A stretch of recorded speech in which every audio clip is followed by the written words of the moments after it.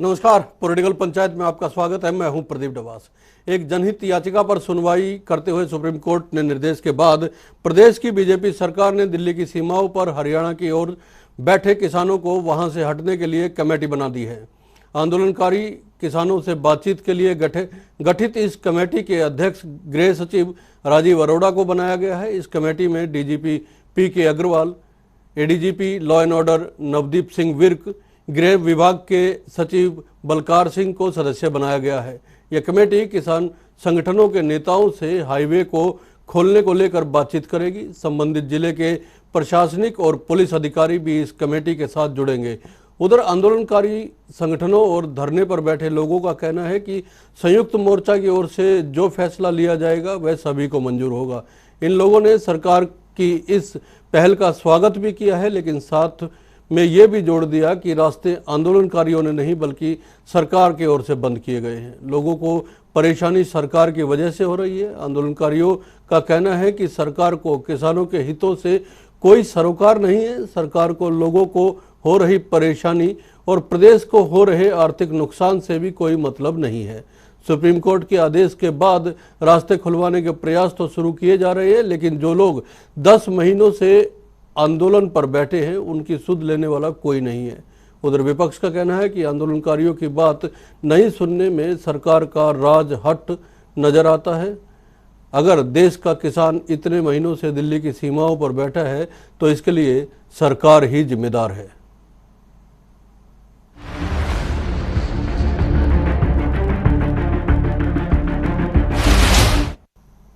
जी, रास्ता खुलवाने को लेकर किसने क्या कहा वो भी सुन लेते हैं, फिर चर्चा की शुरुआत करते हैं। हमने रास्ता रोका ही नहीं है। आपके माध्यम राही हम जब आए थे 26 जनवरी से पहले एक रास्ता चलता था।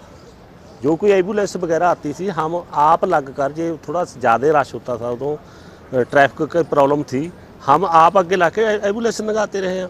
ये 26 जनवरी तो बाद ये सरकार ने लगाए हुए हैं। देखो सर, 4 सवेरे नाके है जो पत्थर बड़े बड़े लाए हुए हैं, सरकार के लाए हुए हैं। सरकार जिथे साडा अंदोलन चल रहा है आखिरी दम तक, जिन्ना चिर साडे श्वास ने सांस चलते हैं उन्ना चिर ये अंदोलन इत्थे लड़ांगे। मार देवे सरकार, सारियां डेड बॉडियां पासे भेज दो, एक अलग गल है, ये थां नहीं असीं छड्डांगे।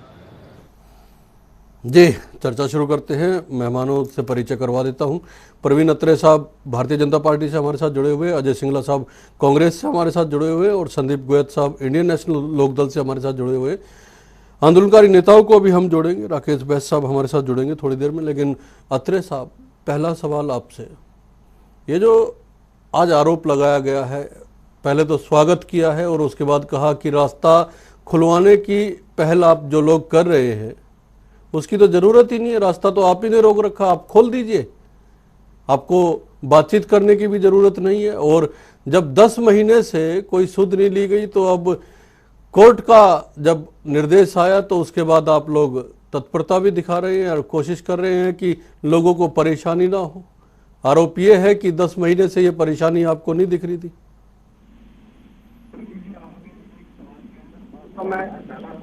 ये है कि रास्ता जो है वो सरकार ने बंद किया और दूसरा 10 महीने से सुध ली गई।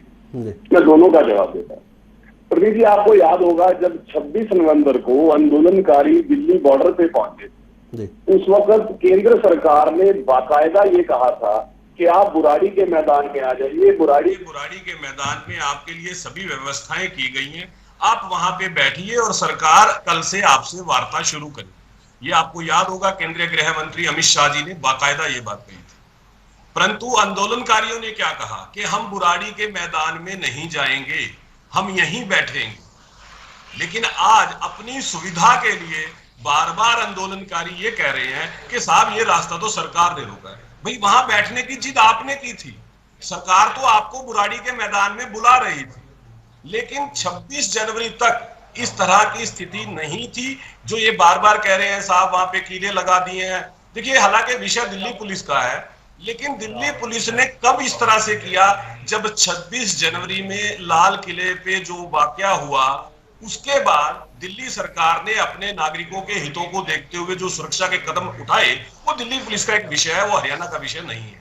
अब दूसरी बात जो आपने कही कि 10 महीने से सुध नहीं ली, प्रदीप जी हम लगातार नहीं, इस हमने बात तो पे बाइट सुनवाई, आप सुन लीजिए जो लोग बोल रहे हैं। नहीं जो बोल रहे हैं मैंने सुन लिया प्रदीप जी, मैंने बिल्कुल सुन लिया। मैं वही तो कह रहा हूं कि ये सुविधा की राजनीति है।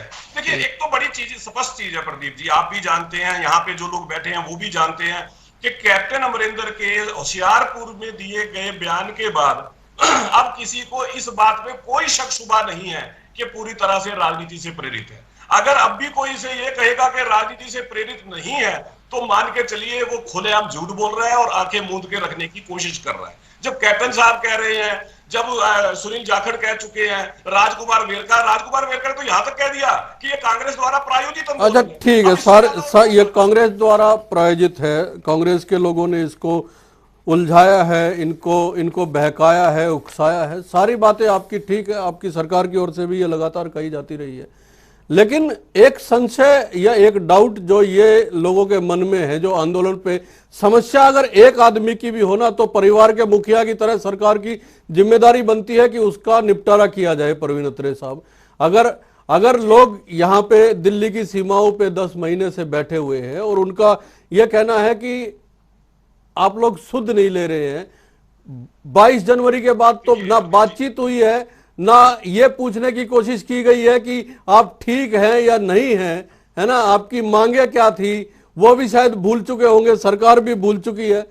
अब ये लोग कहते हैं कि अगर इनको यहां से हटा दिया जाएगा तो फिर तो बिल्कुल ही भूल जाएंगे आप लोग। फिर तो अभी तो फिर भी थोड़ी बहुत चर्चाएं हो जाती है, लेकिन जब उसके बाद ये कहीं और बैठ जाएंगे, उसके बाद तो जो आंदोलन का आप लोग करना चाह रहे हैं, इन लोगों की शंका या डाउट यही है कि फिर क्या होगा, फिर तो आप बिल्कुल ही सुध नहीं लेंगे। देखिए नहीं प्रदीप जी, जो आपने कहा ना मांगे भूल चुके हैं, बिल्कुल सही कहा आपने। ये लोग स्वयं अपनी मांगे भूल चुके हैं। आपको ये बात अच्छी तरह से याद है, जब आंदोलन शुरू हुआ तो विषय क्या था? विषय था एमएसपी खत्म हो जाएगी, विषय था मंडियां बंद हो जाएंगी, यही विषय था ना।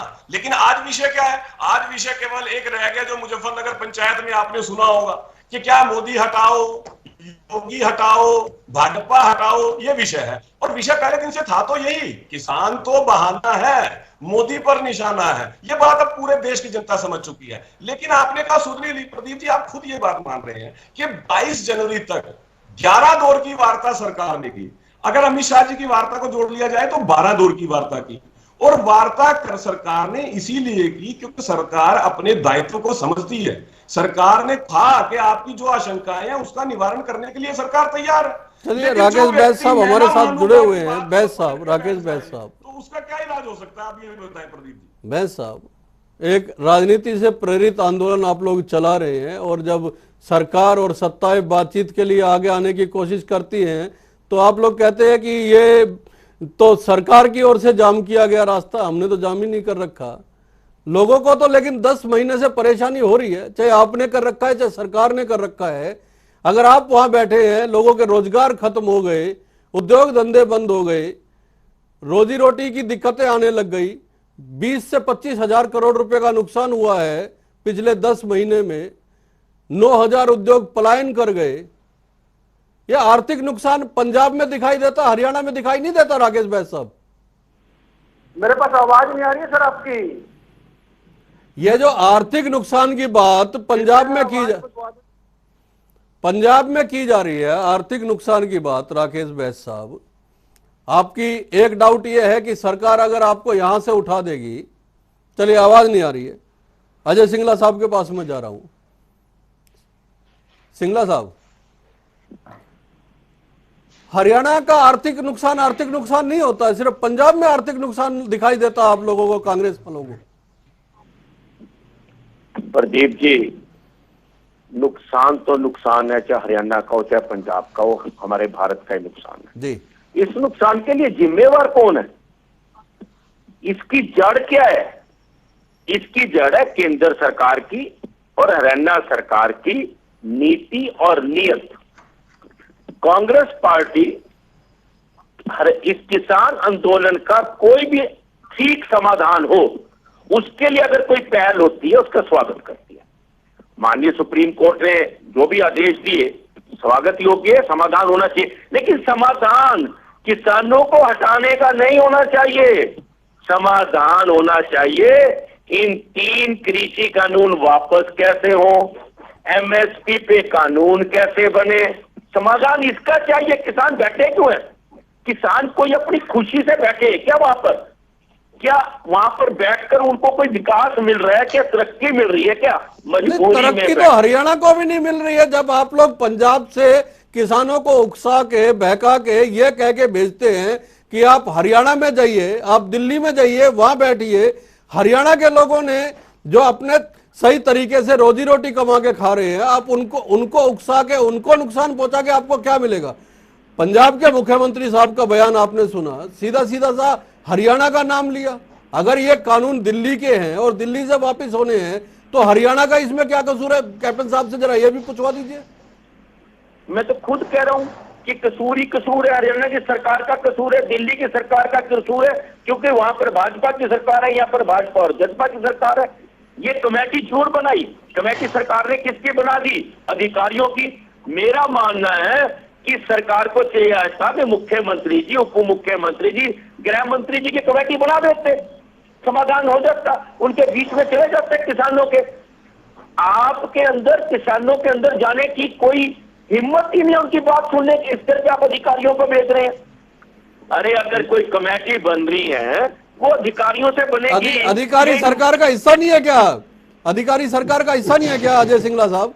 लेकिन परवीन अत्रे साहब, सवाल तो देखिए उठाया है, एक भरोसा लोगों का जीतने की बात है। यहाँ पे जब प्रदेश का कोई बड़ा चेहरा जब किसानों से, आंदोलनकारियों से बात करने के लिए आता है तो एक भरोसा तो जो आंदोलन में शामिल है उनमें भी, और जो शामिल नहीं है अपने खेत में काम कर रहे हैं उनमें भी एक विश्वास तो जगेगा कि हाँ, किसान जो है किसान सरकार पे भरोसा कर सकते हैं, या सरकार किसानों के लिए आगे बढ़ के बात करने आ रही है।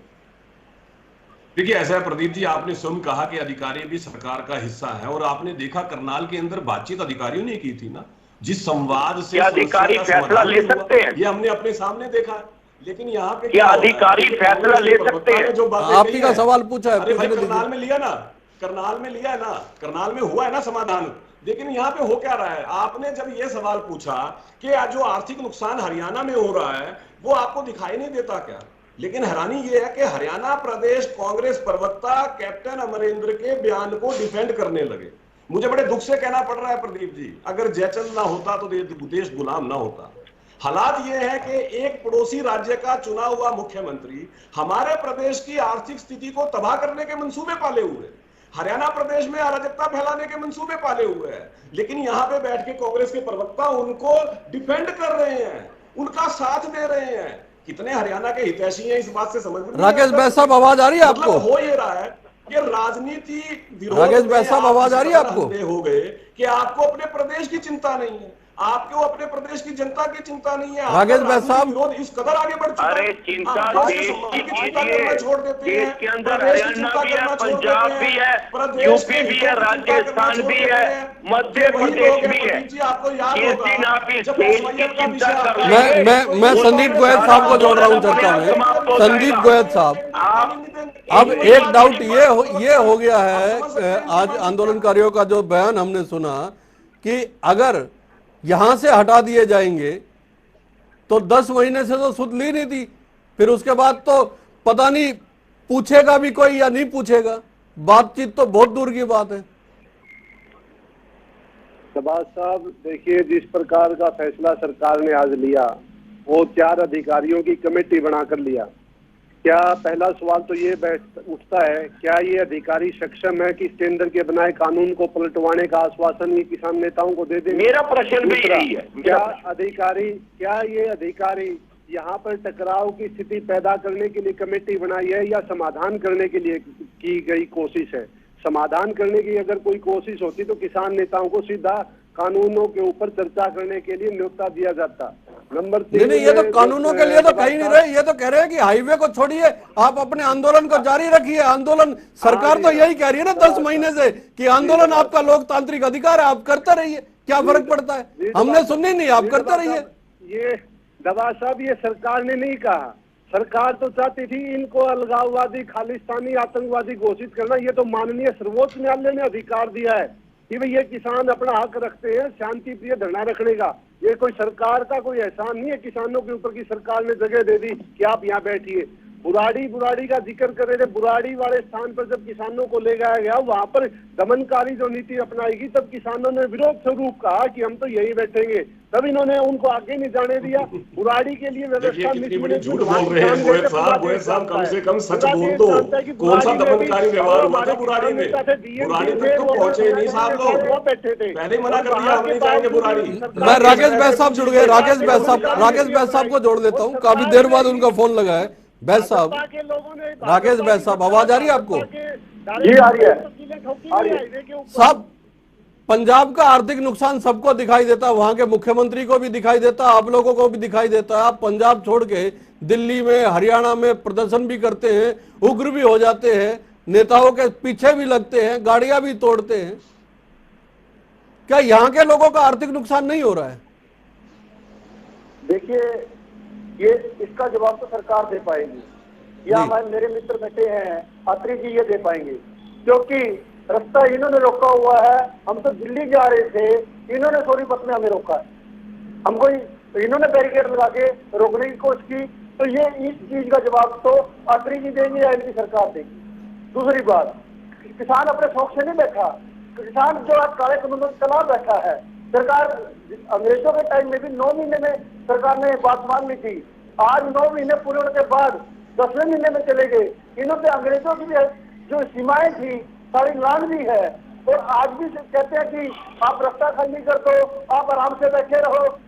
लोकतांत्रिक अधिकार है, आप सुनोगे कब तक किसान को बिठा के रखोगे वहां पे? कब तक किसान की बात नहीं मानोगे? और आर्थिक जो नुकसान है वो कौन करवा रहा है? वो सरकार, हरियाणा सरकार करवा रही है, हम थोड़ी कर रहे हैं इस बात को। सवाल तो यही है ना परवीन अत्रे साहब, सवाल तो यही है कि कब तक बिठा के रखोगे? आप जगह बदलवाने की बात कर रहे हैं, आप कह रहे हैं हाईवे छोड़ दीजिए, कहीं और बैठ जाइए जाके। सवाल ये है कि बैठ जाने से समाधान नहीं होगा ना। 10 महीने हो गए, अब तो सब लोग इस चीज के इंतजार में है कि थोड़ी सकारात्मक पहल आंदोलनकारियों की ओर से हो, थोड़ी सरकार की ओर से, और इसका निपटारा हो। अलग से बैठा दिया, फिर उसके बाद फिर भूल जाएंगे आप लोग। 10 महीने से आप भूले हुए, आगे फिर पता नहीं कब तक भूल जाएंगे। नहीं प्रदीप जी, ये आपकी बात बिल्कुल सही है कि सकारात्मक पहल होनी चाहिए, और सरकार ने लगातार सकारात्मक पहल की है। पहले 11 दौर की वार्ता की, 11 दौर की वार्ता के बाद एक प्रस्ताव दे दिया जिसमें कानूनों को स्थगित करने की बात थी, कमेटी बनाने की बात थी। सरकार ने यहाँ तक कह दिया कि साहब जो हमने आपको प्रस्ताव दिया है, अगर आपके पास इससे कुछ अच्छा है तो आप लाइए, चर्चा करते हैं। तो अब इनका कर्तव्य बन जाता है कि अगर इनके पास कोई अच्छा प्रस्ताव है ये लेके जाएं, और सरकार उसको चर्चा करने के लिए तैयार है। जब सरकार इतना आगे बढ़ रही है तो क्या इनका कोई कर्तव्य नहीं बनता आंदोलनकारियों का? अब यहाँ पे ये कह रहे हैं कि साहब देखिए किसान कौन सा अपने शौक से बैठा है, ये बात तो हम भी कह रहे हैं कि अपने शौक से नहीं बैठा, उसको बिठाया गया। ये तो हम कह रहे हैं बार बार कि कांग्रेस और विपक्षी दलों ने अपने राजनीतिक हितों को देखते हुए इनको बिठाया। ये बात हम लगातार कह रहे हैं, हम इस बात से राकेश जी की सहमत हैं। लेकिन अब राकेश जी को यह भी कह रहे हैं कि आप इन विपक्षी दलों का मोहरा मत बनिए, आप किसान हित की सोचिए, किसान के विषय में बात कीजिए। लेकिन राकेश जी किसान हित की तो बात नहीं कर रहे हैं, ना किसान के हित में सोच रहे हैं। अगर किसान हित की सोचते राकेश जी तो इनको मुख्यमंत्री मनोहर लाल का धन्यवाद करना चाहिए था, जिस मुख्यमंत्री ने किसान का एक अच्छा राकेश बैस साहब, एक छोटा सा सवाल, मैं उसके बाद संदीप जी के पास और अजय जी के पास जाऊंगा। एक छोटा सा सवाल ये है कि करीब 25,000 करोड़ रुपए का पिछले 10 महीने के दौरान हरियाणा का आर्थिक नुकसान हो चुका है। 9,000 उद्योग या तो बंद हो चुके हैं या हरियाणा से पलायन कर चुके हैं। हजारों लाखों मजदूरों का जो फैक्ट्रियों में काम करते हैं उनका रोजगार छिन गया है। पंजाब के मुख्यमंत्री कहते हैं कि हरियाणा में जाके आप आंदोलन कीजिए, पंजाब को आर्थिक नुकसान ना पहुंचाए। वो लोग पंजाब छोड़ के हरियाणा में आ जाते हैं, आप लोग उनका साथ देते हैं। हरियाणा के लोग जो इस आंदोलन की वजह से दिक्कतें झेल रहे हैं, आने जाने में परेशानी हो रही है, क्या आप बैठ के इस बात पे भी कभी विचार करते हैं कि हरियाणा के लोगों का इसमें क्या कसूर है? आंदोलन आपका अपनी जगह है, आपको 3 कृषि कानूनों से दिक्कत है, आप सरकार से बात कीजिए, आप लगातार अपना आंदोलन चलाइए, लेकिन आपकी वजह से जो मजदूर, किसान और मजदूर को तो एक साथ मान के सभी लोग चलते हैं कि किसान मजदूर एक वर्ग है। जब किसान की वजह से अगर मजदूर का रोजगार जा रहा है तो उस पर आप क्या कहेंगे राकेश बैस साहब? देखिए प्रदीप जी, नुकसान कौन करवा रहा है, पहले इस बात को समझिए। क्या सरकार को यह नजर नहीं आ रहा कि पिछले 10 महीने से किसान वहां पे बैठा है? क्या सरकार को यह नजर नहीं आ रहा कि 600 से ज्यादा किसानों की पेंशन हो चुकी है? क्या सरकार को यह चीज समझ नहीं आ रही कि सारा कारोबार ठप हो रहा है? तो सुनेगा कौन और कब सुनेगा? सरकार ये चीज क्यों नहीं कर रही? दूसरी बात, आम जनता की बात कीजिए।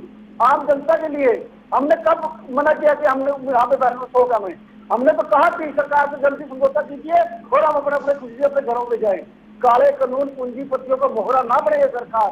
और बड़े स्पष्ट हम कहना चाहते हैं, आज किसान देश को बचाने के लिए और यदि नहीं अत्रे साहब, मैं ये सवाल है अत्रे साहब, अब पंजाब के मुख्यमंत्री ने अगर ये बात कह दी कि पंजाब में आर्थिक नुकसान ना हो इसलिए आप वहां जाइए, तब आपको अपना आर्थिक नुकसान दिखाई देने लग गया। वरना तो आपके लिए तो बड़ी आसान और सुविधाजनक स्थिति थी कि ये अपनी जगह पे रहेंगे, आप अपना काम करते रहेंगे, हरियाणा चलता रहेगा, धरना चलता रहेगा, किसी से कोई दिक्कत है नहीं। थोड़ा बहुत इधर उधर करनाल में, कभी हिसार में थोड़ा बहुत होता है, उसमें एफआईआर होती है, फिर समझौते हो जाते हैं, फिर बात खत्म, 2-4 महीने बाद फिर ऐसा ही होता है। आप लोगों के लिए तो बड़ी सुविधाजनक स्थिति आ गई थी। पंजाब के मुख्यमंत्री ने अगर जी ऐसा है प्रदीप जी, सुविधाजनक स्थिति नहीं है। सरकार की तरफ से लगातार अपील होती रही, लगातार का बातचीत होती रही, लगातार ये अपील करते रहे कि साहब आप अपना आंदोलन जारी रखें, संवैधानिक अधिकार है, लेकिन दूसरों के अधिकार पे अनाधिकृत चेष्टा ना करें। और संविधान भी ये कहता है कि आपका अधिकार वहां तक है जब सामने वाले के अधिकार पे हमला ना हो, लेकिन आप सामने वाले का अधिकार ना छीने। आप ये कहते हैं समझौता, अरे भाई बीच में मत बोलो यार, एक तो इनको चुप कराओ यार, ये बीच में बोलते हैं, बोलिए बात पूरी कीजिए। ये कहते हैं कि समझौता, देखिए समझौता, सरकार समझौता करना चाहती है, तभी सरकार ने लगातार वार्ता की है। लेकिन अगर आप खुद अपनी जिन मांगों को लेकर आपने आंदोलन शुरू किया था, आप उन मांगों को ही भूल गए, आप उन मांगों की बात ही नहीं कर रहे हैं। आप तो कह रहे हैं 3 काले कानून वापस ले लो। अरे साहब, आप निर्णय थोड़ी करेंगे कि कानून काले हैं या पीले हैं, आप बताएंगे कि इसमें गलत क्या है। और अगर आप बताने में सक्षम है तो सरकार ये कहती है कि आप बताइए, हम उसमें संशोधन करते हैं, हम उसमें बदलाव करते हैं, लेकिन आप बताने में सक्षम नहीं है। एक रट लगाई हुई है कि वापस ले लो। साहब, जो कानून पार्लियामेंट में बने हैं वो सड़क पे वापस नहीं होते राकेश जी, आपको बताना पड़ेगा। पार्लियामेंट देखिए, एक संसद पार्लियामेंट के बाहर भी लगाई थी, जब भी नहीं सुनी गई थी, ये इनका कहना है। पहले भी इस बात पर बहस हुई है। वो तो पॉलिटिकल ड्रामा था, वो तो वामपंथियों का पॉलिटिकल ड्रामा था, कांग्रेसियों का पॉलिटिकल ड्रामा था। ये मोरे बने हुए ये भी मान लीजिए परवीन अत्रे साहब, अगर इस कानून में कुछ काला नहीं है तो आप ये भी समझाने में भी तो कामयाब नहीं हो सके ना, इसमें सफेद क्या है, ये अच्छे कैसे हैं। मैं वही कह रहा हूं, 3 ही तो डाउट है, देखिए 3 ही तो डाउट है कि मंडियां खत्म हो जाएगी, एमएसपी नहीं मिल पाएगी और जमीन चली जाएगी। ये 3 डाउट है, तीन शंकाएं जो हैं, 3 आशंकाएं जो है, आप उनको खत्म करने में अगर कामयाब होते तो ये उठ जाते यहाँ से। आप 10 महीने से उसमें भी तो कामयाब नहीं हुए ना सर। मैं वही कह रहा हूं प्रदीप जी, अगर कोई व्यक्ति सो रहा हो उसको आप जगा सकते हो, लेकिन जो सोने की एक्टिंग कर रहा हो उसका क्या करोगे? इन्होंने कहा, अजय सिंगला साहब, एक सोते हुए आंदोलन को सपोर्ट कर रहे हैं आप लोग। मैं सिंगला साहब के पास आ रहा हूँ। कौन सी मंडी बंद हुई भाई? प्रदीप जी, आप खुद कह रहे हैं कि 20 से 25,000 करोड़। अत्रे साहब चुप हो जाइए, थोड़ा शांत हो जाइए। सुन लीजिए अत्रे जी, सुन लीजिए अत्रे जी बोलिए अजय जी। प्रदीप जी, आप खुद कह रहे हैं कि 20 से 25,000 करोड़ का नुकसान हुआ। आप खुद कह रहे हैं 9,000 उद्योग पलायन कर गए हैं। ये रास्ता रोका किसने है?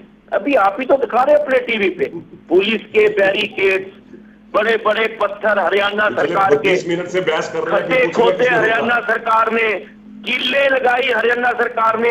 ये किसानों ने किया क्या? किले हरियाणा सरकार ने दिल्ली जाइए प्रदीप जी, अत्रे साहब आप भी जाइए, पुलिस आपको आखिरी 30 सेकंड बचे हैं। संदीप गोयल साहब बोलिए, गोयल साहब बोलिए। दूसरा मैं आपसे और कहना चाहूंगा, क्या किसान उन प्रशासनिक अधिकारियों पर विश्वास करेंगे जो सरेआम सिर फोड़ने की बात करते हैं? ये बड़ा सवाल है। मैं 20 सेकंड का टाइम और लूंगा अत्रे जी, आपके पास आऊंगा, लेकिन गोयल साहब अपनी बात पूरी कीजिए आप पहले। गोयल साहब बोलिए। सरकार के सकारात्मकता के दावे तो सुप्रीम कोर्ट में भी देख लिए थे कार्रवाई के दौरान, जब सुप्रीम कोर्ट ने खुद कहा था कि सरकार को इन कानून, लेकिन सरकार ने सुप्रीम कोर्ट की उस समय नहीं सुनी और सुप्रीम कोर्ट ने इसके ऊपर सटे लगाने का काम किया। सकारात्मक तो स्पष्ट दिखाई देती है। जो अत्रे साहब, संविधान की उन अधिकारियों पे भाषा में कैसे दिखाते भरोसा करें जो हैं, सिर फुड़वा देते हैं? ये कांग्रेस का सीधा सीधा आरोप है, इसका और जवाब दीजिए, मैं खत्म करूंगा। कांग्रेस तो राजनीति कर रही है, कांग्रेस तो राजनीति कर रही है। करनाल के जिस वाक्य का जिक्र कर रहे हैं वहां पे भी तो जो आपस में समझौता हुआ अधिकारियों ने बातचीत की थी ना। यानी कि किसान नेताओं ने अधिकारियों का जी, विश्वास किया, तभी बातचीत रास्ता हुई है। खुलवाने को लेकर है, किसानों का कहना है कि अगर रास्ता छोड़ दिया तो फिर सुनवाई बिल्कुल नहीं होगी। कांग्रेस राजनीति कर रही है, यह कहना है भारतीय जनता पार्टी का।